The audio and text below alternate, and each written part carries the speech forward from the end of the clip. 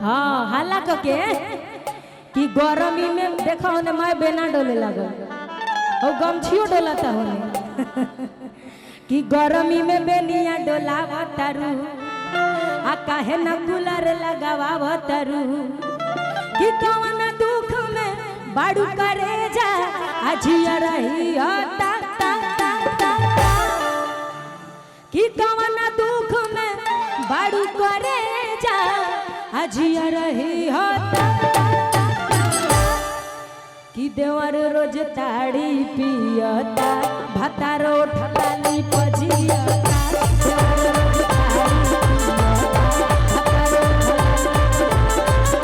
गरमी में बेनिया डोलावता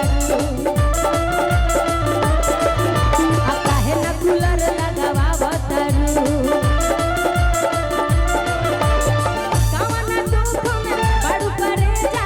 जिया रही हो बाप हो बाप चाहत है ने और चाहत जी के लिए ठुमका लगा लेके भेगा जे बोलोगे खाली इनका से दूर हट के हम यही से रहिला हई तनी कंट्रोल में लगावेली हई त पूरा भाज देबे कि कौन दुख में आ बड़ुए चाह अजिया रही होता कि देवर रोज ताड़ी पियता भातारो ठलाली पजियता देवर रोज ताड़ी पियता भातारो ठलाली पजियता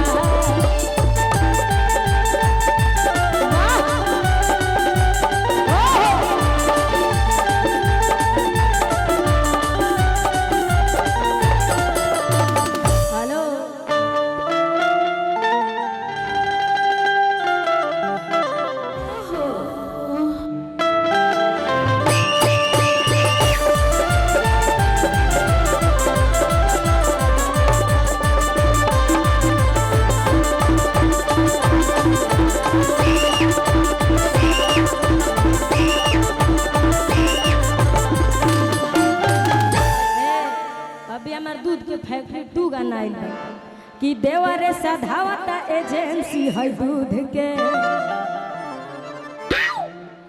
कि देवरे संभारता हाँ तू हमारा के खबर करत रहा कि कब केने जाए के बा कि देवरे संभारता एजेंसी है दूध के ढेर सारा अभी हिट गाना बा वाह देखा तरु कि कमर में दर्द मराद देले बाड़ा अलगे आवे खातिर फेरू कहतार कि लगे मूर्छा छोड़ा देबो बरसों के बरसों के एने हम चाहो कि कुछ क्षण खातिर ब्रेक ले ऐसे कि हम आदरणीय बड़े भैया गुड्डू झा जी को इस मंच पे आमंत्रित करूंगा क्योंकि मिथिला के आन बान शान मिथिला से स्वागत सम्मान में मैं चाहूंगा कि भैया आए और हाँ हाला के कि गरमी में देखा होने मैं बेना डोले लगल और गमछियो डोलता होने कि गरमी में बेनिया डोलावता रू आ काहे न कूलर लगावता रू कि कौन दुख में बाड़ू करे जा अजिया रही ता ता ता ता कि कौन दुख में बाड़ू करे जा अजिया रही ता कि देवर रोज ताड़ी पियता भातारो ठलाली पजियता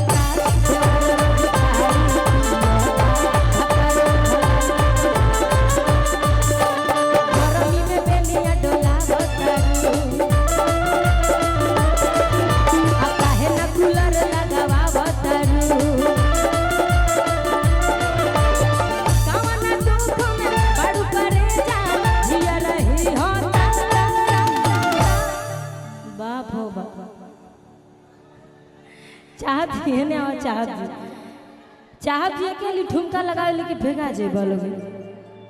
खाली इनका से दूर हट के हम यही से रहिला हई तनी कंट्रोल में लगावेली हई त पूरा भाज देबे कि कौन दुख में बड़ुए चाह अजिया रही होता कि देवर रोज ताड़ी पियता हतारो ठलाली बजियता देवर रोज ताड़ी पियता हतारो ठलाली बजियता।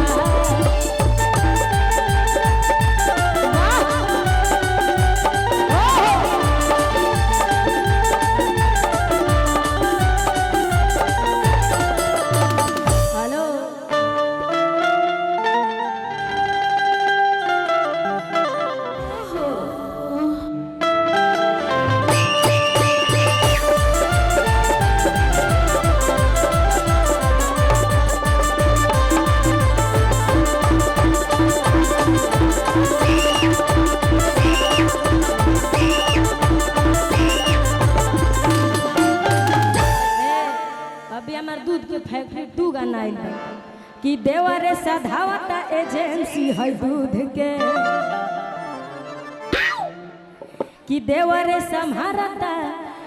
हाँ तू हमरा के खबर करत रहा कि कब केने जाए के बा कि देवरे संभारता एजेंसी है दूध के। ढेर सारा अभी हिट गाना बा वाह देखत रहो कि कमर में दरा